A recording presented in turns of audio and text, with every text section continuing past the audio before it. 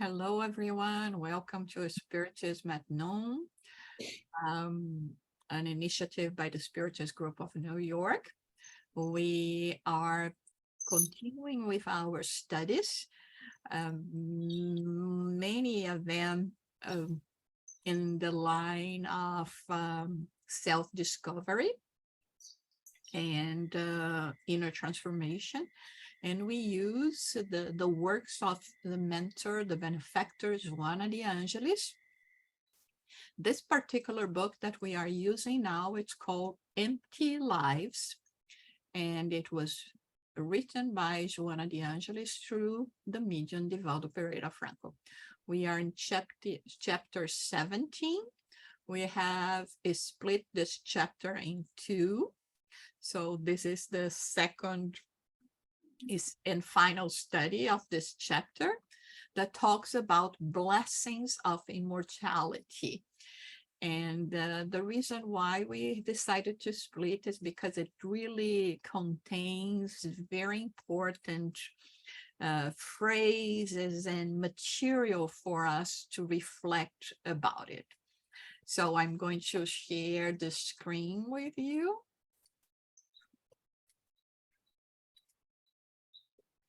Again, let us remember that mostly we study a chapter per week, and each chapter is of a different subject. So if you're just joining now, it's okay as well. Just in this particular study, look for the part number 1.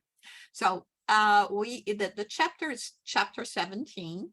Blessings of immortality, and what she was talking about in the first part that we covered last week was about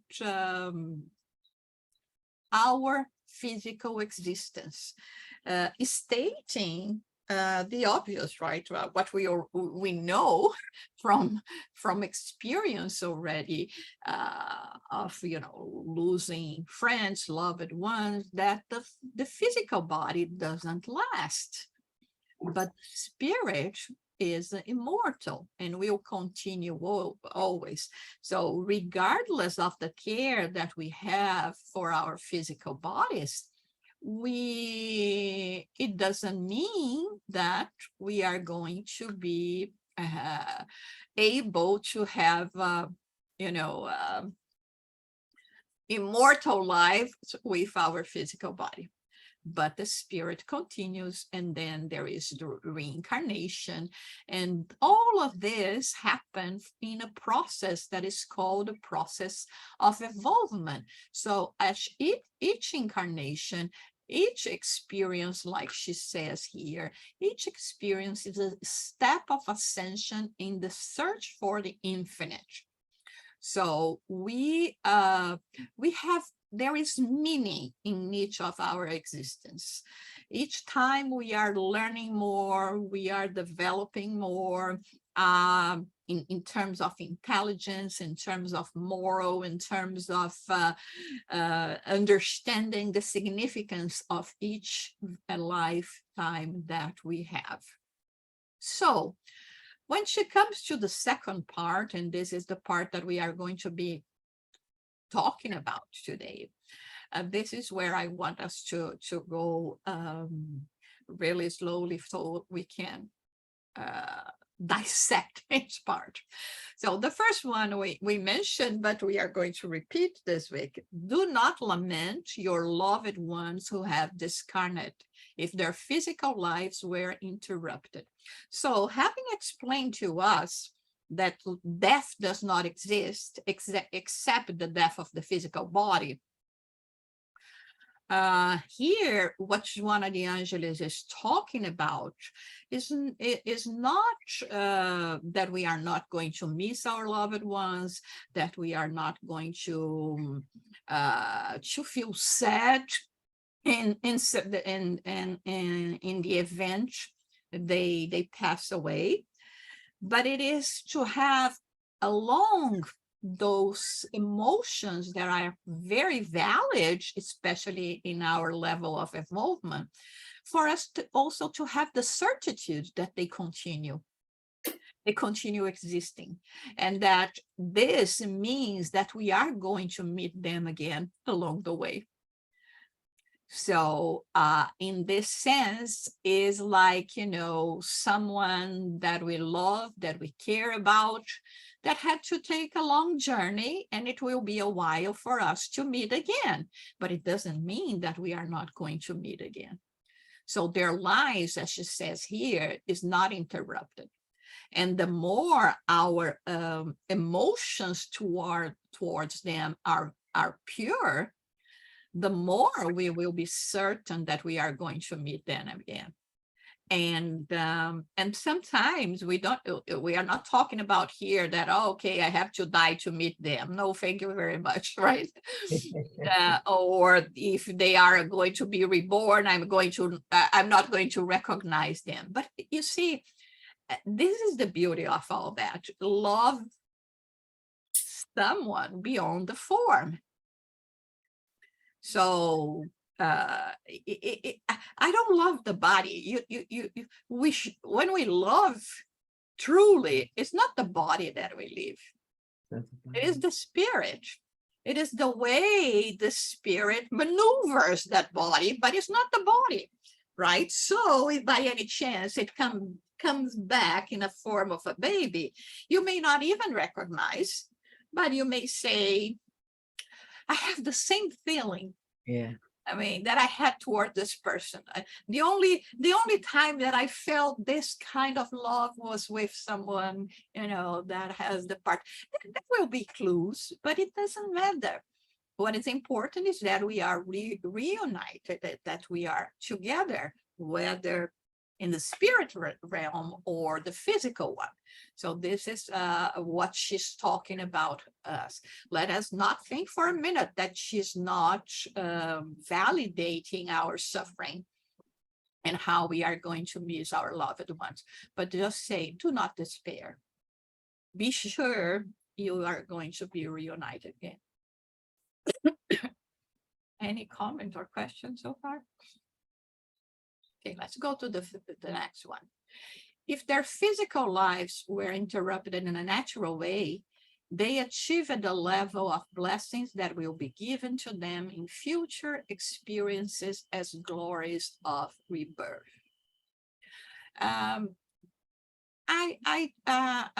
Let's read the other one just to complete. If they were victims of unfortunate events, envelop them in tenderness and send them restorative and hopeful thoughts of better occurrences. So regardless of what kind of death they had, they need our love and care. They need our prayers. They need our assistance in terms of, you know, knowing that that was their journey, and allowing them to be free and not to feel attached to us, because we cannot liberate them. We cannot let them go and live the life of the spirit. Obviously, depending on the circumstance of the death, it can be harder for the spirit to detach from the material bonds. But it doesn't mean that it's not going to happen as well. So, but knowing that already, if that is the case of a sudden death, it doesn't need to be a violent one, okay? An accident or something. But in the case of a sudden death, that it's, you know, it's not a consequence of age or an illness, a prolonged illness, something like this, we know that the spirit will need even more our prayers and attention, so that they can feel the support they need to deal with the surprise of no longer belonging to the world of matter, but just to the world of spirit. Any comments or questions here?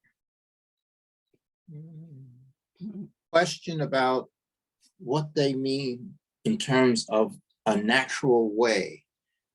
Is a heart attack a natural way or a disruptive way?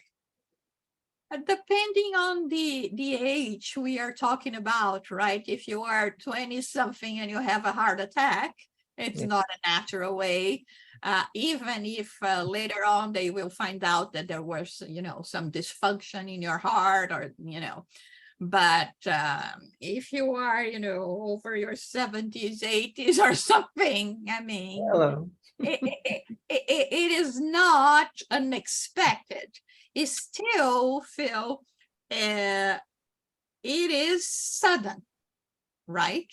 Yes. Sudden, right? And it will provoke a reaction. So this is why they say sometimes we long for a short and painless death, right? But sometimes, the process of illness and degeneration can be easier in terms of, understanding and accepting a new situation, right? Yep. So it's a natural way. It was not something that was provoked, right? But it's still it's going to be hard as well, right? For us to say, oh my God, okay, but I still had some good years ahead of me, right? I mean, the other day in the studies, John had explained that about death. It was a chapter there. And it's amazing what he said. No matter what age or no matter how much you learn, it is not surprising that we are still, with all the information and the studies we have, we still are kind of weary, and I don't know if you want to say scared, that, our day will be, it'll come. So this gives me a kind of calmness to it, that it's not only in my mind, but that human beings are still, no matter how much you learn, it is kind of not scary. We don't want to die. Yeah, and you see everything that is new, right? Let's Yeah. say now we were given the chance to go for a period of time to a country or a place of our dreams, Mhm. right? We are going to be happy and excited and oh my God, but at the same time anxious. Anxious about well, how am I going to to deal with this in this different country? Maybe I don't speak the language. I don't know if I'm going to like their food or the way they are. I mean, there is always this period of adaptation. So regardless of how much knowledge we have, even now, when we take a short vacation, many people will say, oh my God, I missed my routine. I miss it home. It was too intense or something like this, right? So it is going to be the same. There will be a time of adaptation. We will need this time of adaptation, especially knowing that it's not that I can go back to the same situation that I had before. But then again, this is where Joanna de Angelis says, the loved ones are not going to be lost to you. On the contrary. Okay. Yeah. Are you laughing about Coke? I'm not concerned about the loved one. It's the ones that gave me challenges I'm concerned about.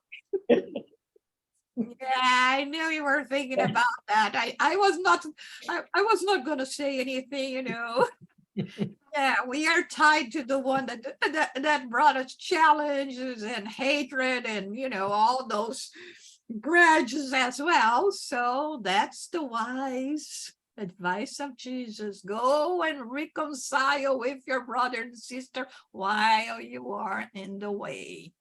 Wow. If you can. Right. If you can.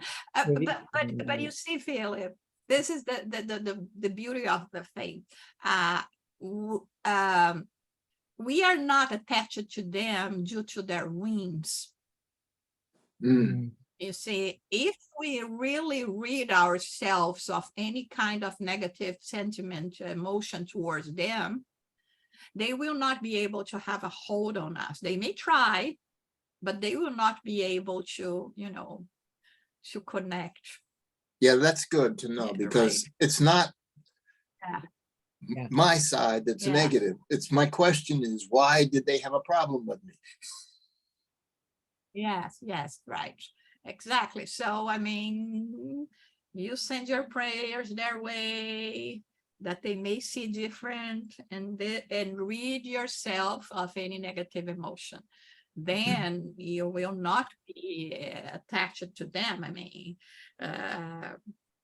it requires both sides right to be in the same page, but it's not just according to the natural laws that you will be attached to someone that wants to harm you when you don't harbor any kind of negative emotion towards them, and you have done everything that you could to prevent this kind of situation. So now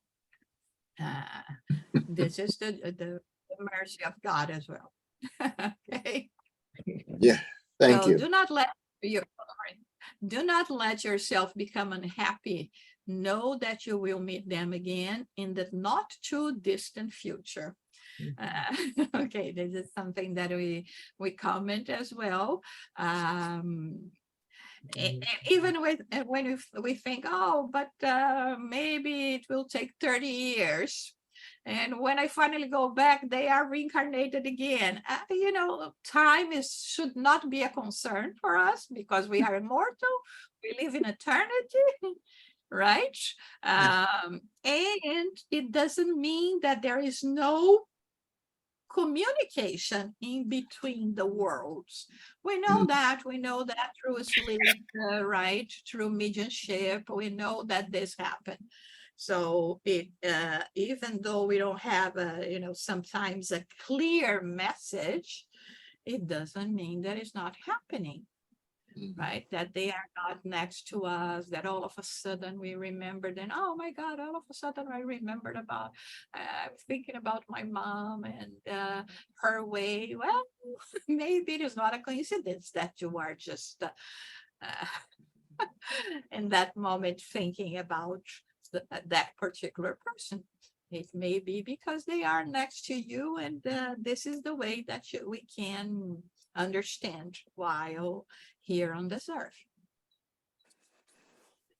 Depending on their possibilities, most of them will follow you, transmitting to you their good thoughts or afflictions from which they must be freed.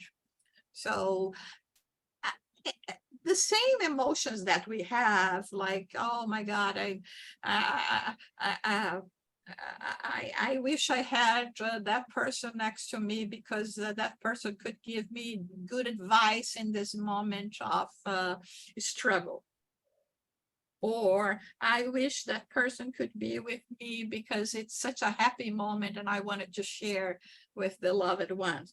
So there are so many circumstances that we will wish them to be by our sides, and they will be without us knowing that, without us really acknowledging that on a conscious level. But on a subconscious level, maybe we can't see them.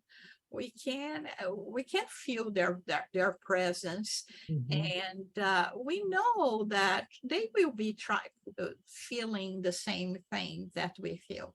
So as much as possible, they will be following us. They be seeing what we are doing, or even if sometimes they are more struggling even more, they can come next to us, and all of a sudden we say, you know what, I'm going to say a prayer for this person.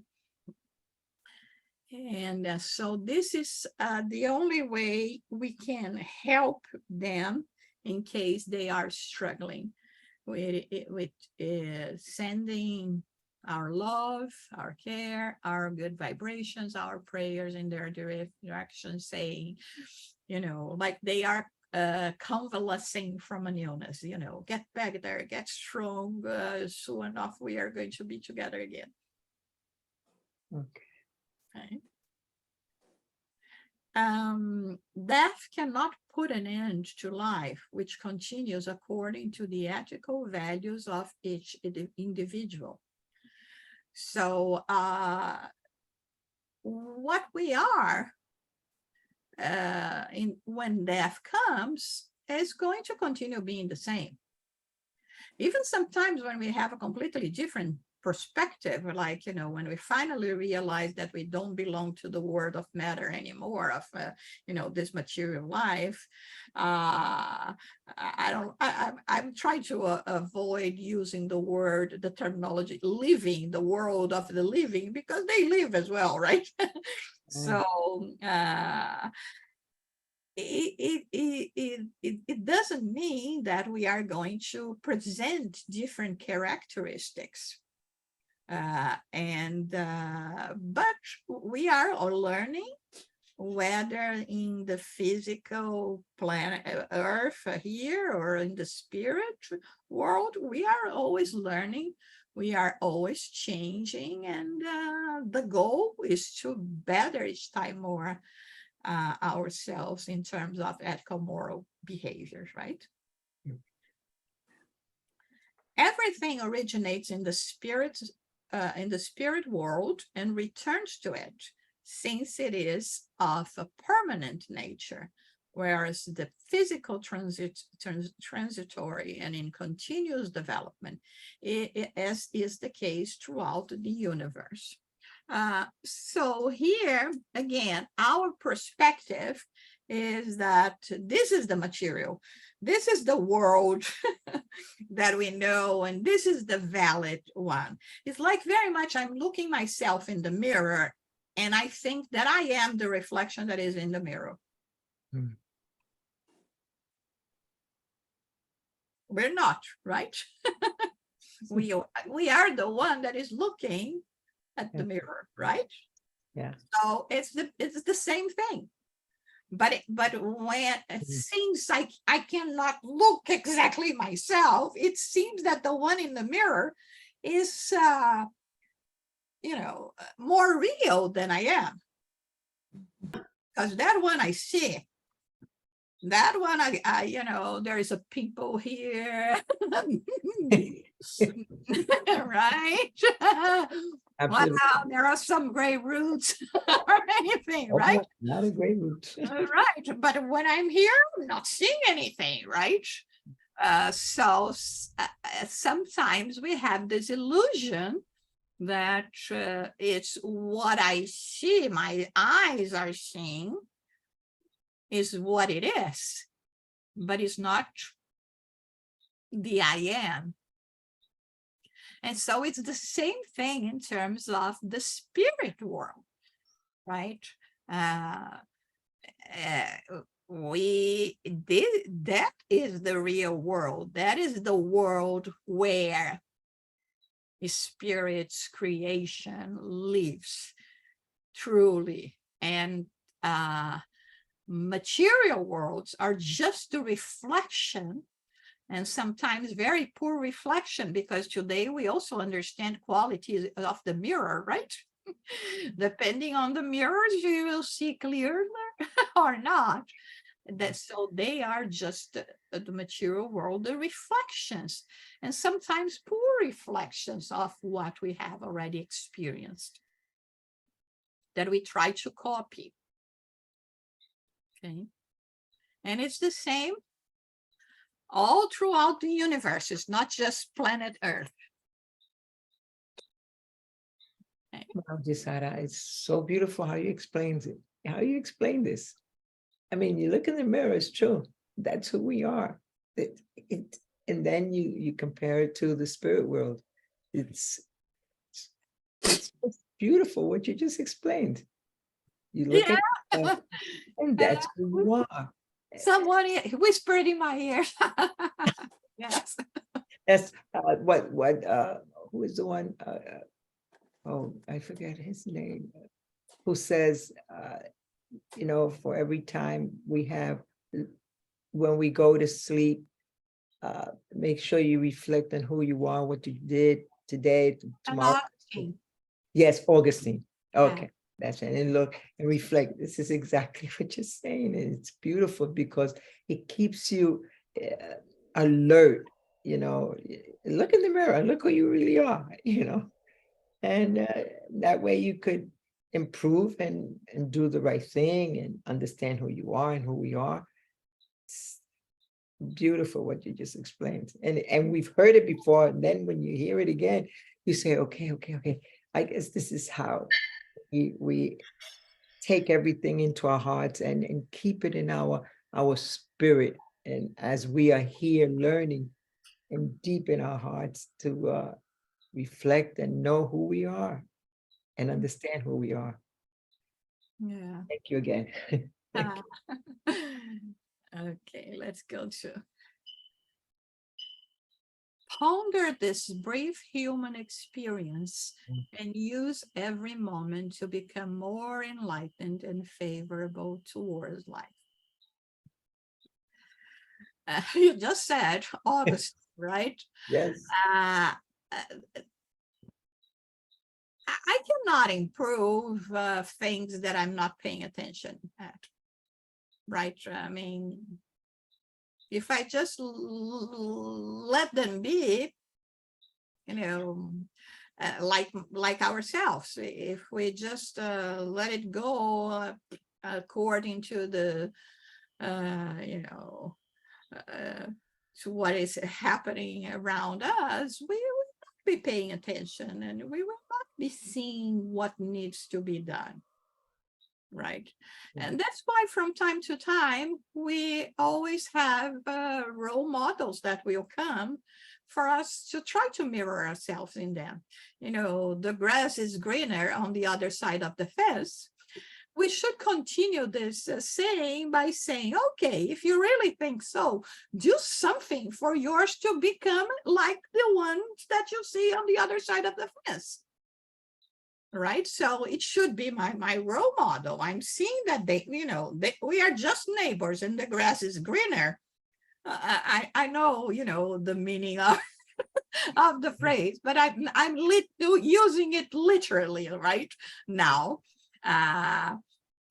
Thinking that really the neighbor has a greener grass. I can go there. I can ask for assistance or support. How do you do it? Teach me. I want to do it as well in my garden, you see. So this is what we have to do.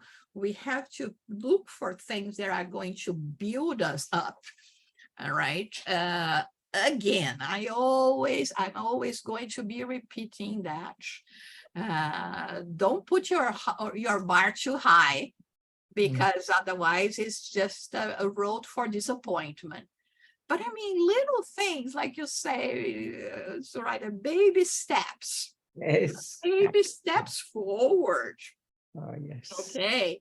If someone comes and say, oh, you're still so petty. Yes, I am. But you missed me a couple years ago. Then you would say, you'd see that this is nothing compared to what I was, right? This is something that we are going to be building up.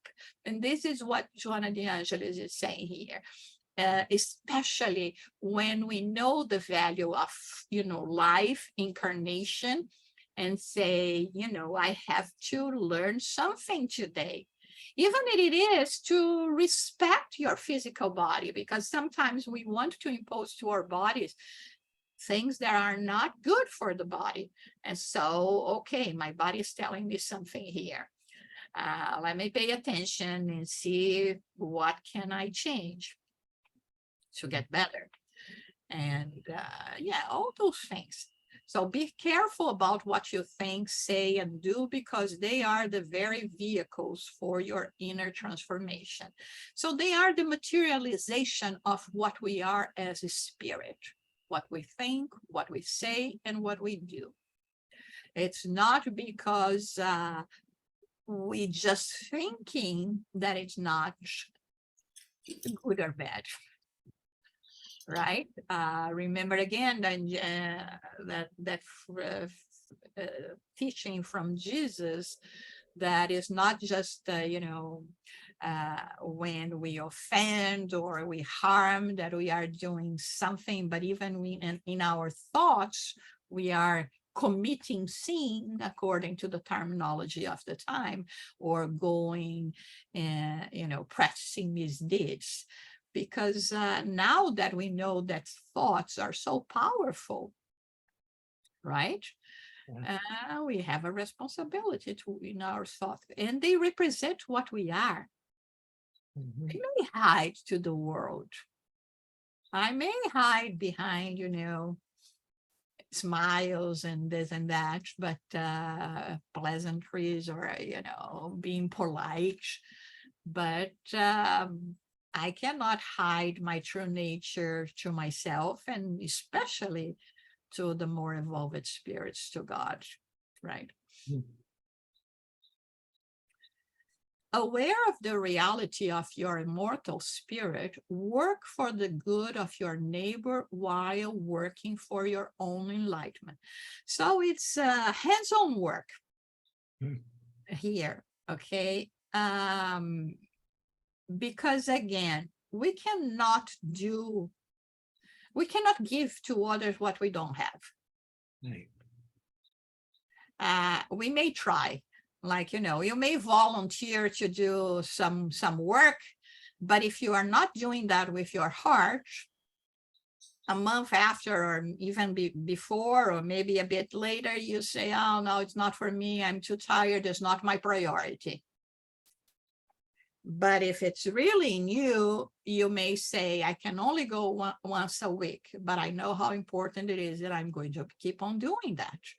It's not that you need to use 24/7 just to do the good. But while we are serving others, observing others, looking at their needs, at their pains, at their happiness, of the events on their lives, we learn so much about ourselves. You see, when we go to a therapy session, for instance, we talk about ourselves, but it's interesting because we talk about ourselves as if it were a different person. And it's only when I'm talking about myself out loud, verbalizing things that I'm, for whatever reason, and not paying that much attention, is that I start understanding and learning things about myself. So we can do that as well in the service of others. And following the examples of all the good spirits that have set their foot here on earth, all of them dedicate themselves completely to other human beings, and willingly, and feeling in a state of bliss, even when facing the hardest difficulties. Let's think about Mother Teresa, for instance. She lived in a very difficult environment at the time, right? But she would reply, if you ask her, how are you doing? She would reply like Marlene today, I'm perfect. Right? God is good. It's allowing me to be here to serve. Conditions are not the best, but I'm here to improve the little that I can. Okay. Yeah. Seek to understand positive and disruptive events as mechanisms for your learning experience, teaching you the best resources to be used for your plenitude, to your fullness. So here, everything that happens to us is a teaching lesson. Happiness, distress, problems, solutions. Everyone that comes to to us, that is in our circle of existence, and everything is a teaching lesson. Nature, the weather today, it teaches me I have to be more conscious about, How do I treat nature as well, right? The greenhouse effect, all of those things, ecology. So everything teaches us to and leads us to discipline. Again, I know it's not easy, but the lessons are there. Any comment, questions? Use reason and logic to construct the good wherever you are and with whom you live, for nothing is lost and everything returns to either the intellectual or the material author. The way I interpret this here, okay, and sometimes it's hard to get to the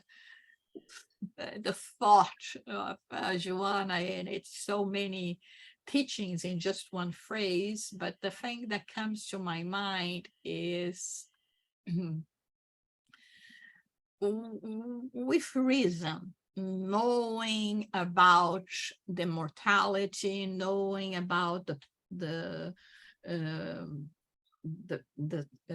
transitory time that we have here with our physical bodies, in our relationships with people that are, in our inner circle, we will be doing as well our best to transmit to them those values. Not necessarily believing I'm sowing seeds in not fertile soil. The soil, it belongs to God, right? It's God. So in a way, even if we do not say see them prosper, it doesn't mean that they are lost. And everything that we give in terms of good, we are not losing ourselves. I cannot lose what I already achieved. So many, like, this idea that love is not, we don't divide love, it multiplies. The more you love, the more you have. So it's not that I have just, a jar with some stones that represent love, and then I say, oh, okay, my jar is empty, I cannot give anymore. No, it's the eternal source that is always going to fill up more. So the more I give, the more I have. And so in this sense, in relation to the spirits that live around us and that we are trying to construct the good in relation to them, we will know that we are not be wasting our time and our resources. It's something that we already possess, but we are trying to give and to multiply.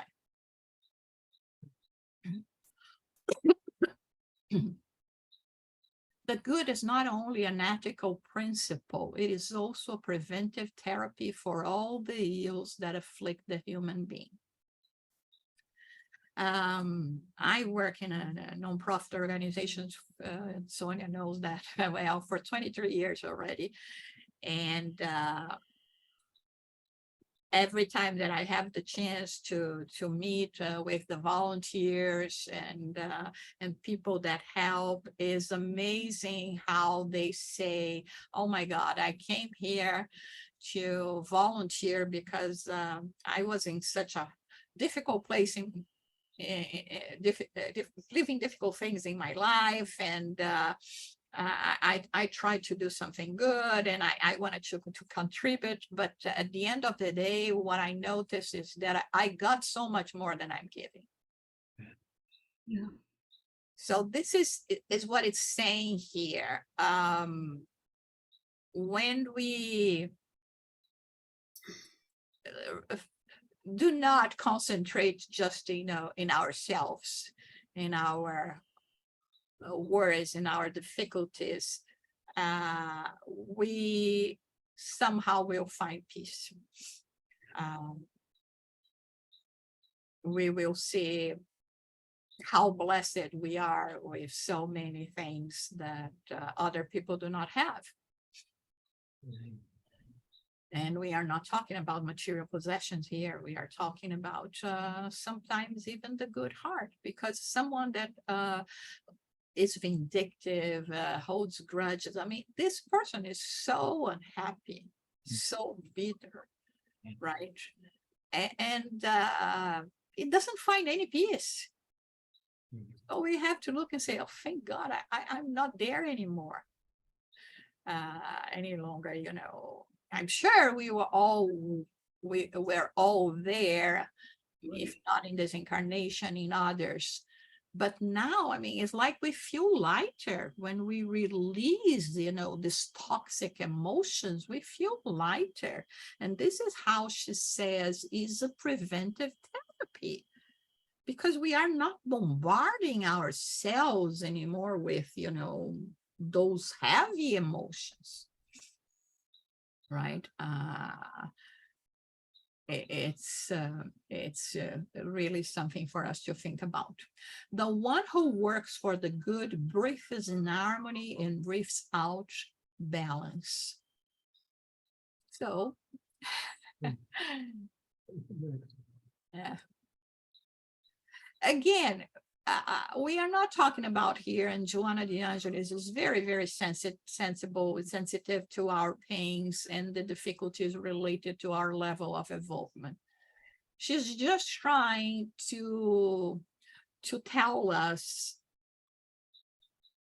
it's part of the growing process, it's the growing pains, but it's going to go away. Just do not give them much more importance than they should have. Do this for your own benefit. You're going to be feeling better, lighter, happier. Be, you know, breathing in harmony, and little by little, the more we do that, the more we irradiate that, the more we can give to others as well. Because you know that person, I think all of us know that person that you say, oh my God, every time I meet this person is so electrified, like, you know, it literally gives me shock. Like that person that and you leave the place like, you know, nervous and exhausted, like you were depleted of your energy. And in fact, you were, because to maintain a person this way, she needs to, you know, work like a kind of a vampire and grab the energy of others, you know, for them to be able to maintain that level of energy.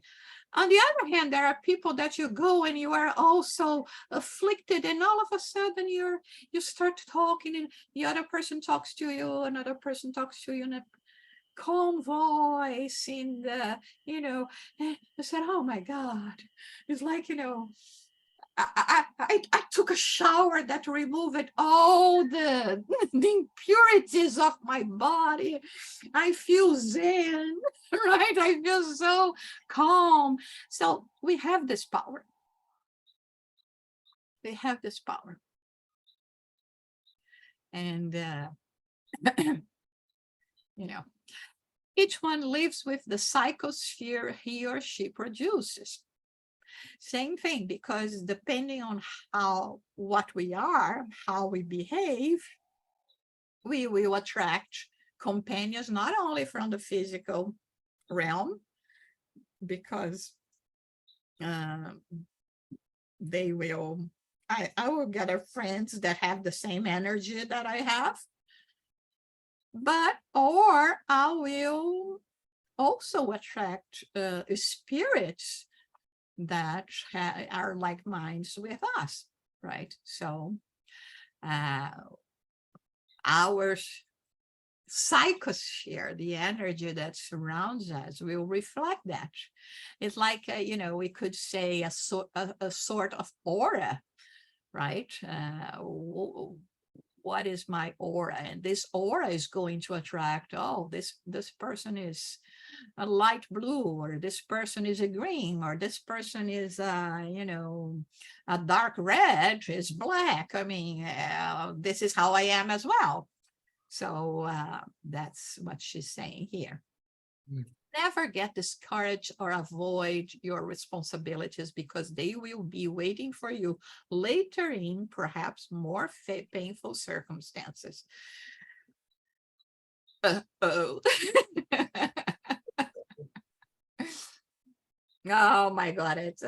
It's sometimes what how we joke about when we talk about reincarnation, that it's a great discovery for people at first, because one of the first things they will say, "Oh, if I cannot do that, I'll do it in another reincarnation, right?" Well, not necessarily, because depending on the conditions that you have now compared to what you will have, it may be much harder to deal with a problem later on than to deal with them now. And believe me, now, because we were the ones that have selected what we were going to do, it means that we will also bring the tools, be in an environment that will favor us for this solution. Oh my God, time is flying. Let me rush a little bit. I know we have to finish here. Likewise, you love yourself, behaving as you would like everyone else to behave.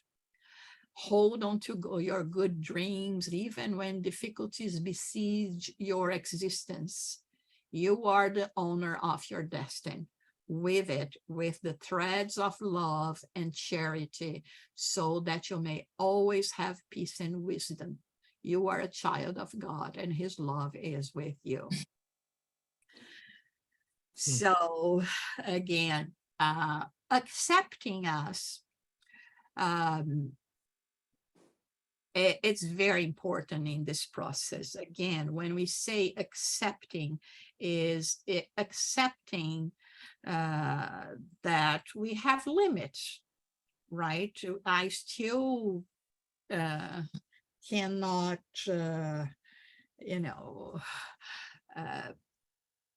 act as a pure spirit, right? A superior spirit. But in my level of involvement, I can be better. So I'm not going to accommodate.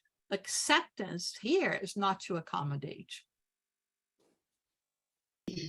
It means awareness first, accepting our limitations, but not accommodating to them. It means little by little acquiring, working for us to acquire, to achieve a better self, a better way of being. And so when we do that, we love ourselves, right? And we will not dismay to the point of losing hopes and not dreaming anymore about things, and still have that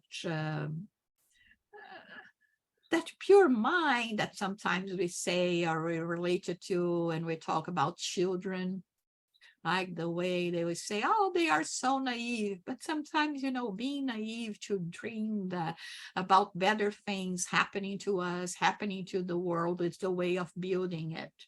I think it was Franklin Roosevelt that said the first step towards realization is to dream, is to wish. So I'm not going to accomplish anything that I'm not aiming to, right? It's more or less like this, his statement, but it's one that guides my life. The first part to get what you want is to wish, is to know what you want, right? So if there is a will, there is a way. All right. So this is it. I have to have the will. I have to have the dream, and not to think, oh, this is too hard. Oh my God, I'm too old. Oh, I'm too tired. Oh, why I didn't do that? Oh, what if I have that? No, don't think about the past. We are not here to delay on the past. The past is experience for us to make an assessment, say, I like when I did that, I didn't like when I did that, the consequences were this and that, okay. But we have to think about the present and the future and build for the future. And then, you know, children of God is not something that doesn't sound nice in our ears, right? So we are a child of God. We are children of God. And this means not an entity, it means the source of love itself. So we are born from the source of love. Lastly, do not fear death. It is unavoidable. Clear and simple. Act each day as if it were the last day of your life. So if this was the last day of your life, you pick up the phone and call someone that you haven't say I love you for quite a while, or you know what I mean, right? So it's not okay, it's my last day, I'm going to eat everything that I want to eat. We're not talking about that. We're talking about, perhaps if we were to think that this is our last day, we would not even find time to eat, right? There would be so many things for us to do before that, even dealing with our responsibilities, that we wouldn't even find time or the appetite for anything else. Strive to live on earth signs of your passage through all the good you can do. Symbolically, everyone says I have to, write a book or plant a tree, right? No, not necessarily. We have to live in the hearts of people. Even if it's just one person that you made a difference. All right, this is how the legacy continues. And remember that you are immersed in immortality, which is the blessing of God's love for its creature.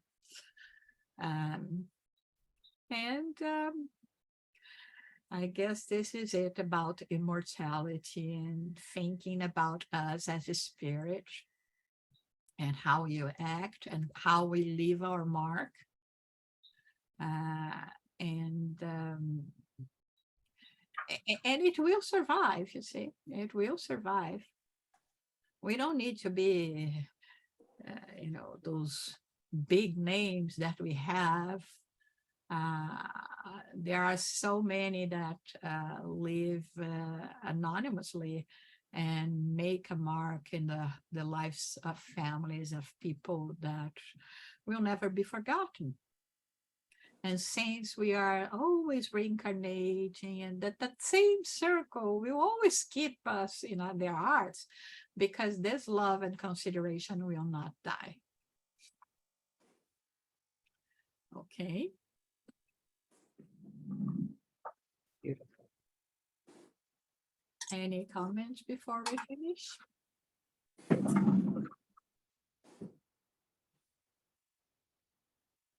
Let's see what we have next week. Can I say something? Yeah, sure, Sonia. I know about immortality, but my daily life, I always prefer to keep days assigned, because as in the end of this chapter mentioned and try to teach us,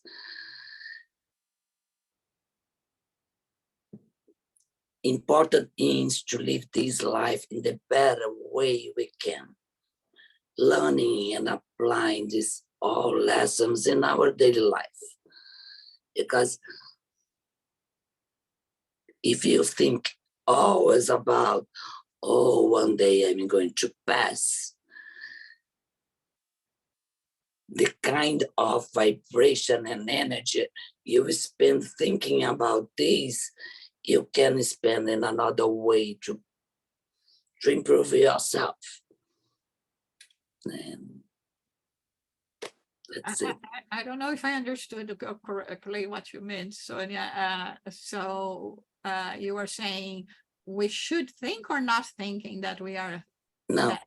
instead of thinking about, oh, one day I'm going Yeah. to pass, I know about immortality and how important it is for me as an immortal spirit to be a good person.